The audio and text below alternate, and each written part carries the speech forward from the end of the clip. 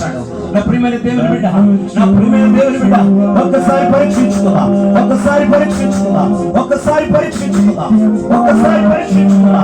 ప్రభు సన్నిధిలో ఒక్కసారి పరీక్షించుకుందా. ఒక చిన్న పొలం పడుతూ ప్రభు సన్నిధిలో ఆయన నిన్ను చూస్తున్నాడు, ఆయన నిన్ను చూస్తున్నాడు.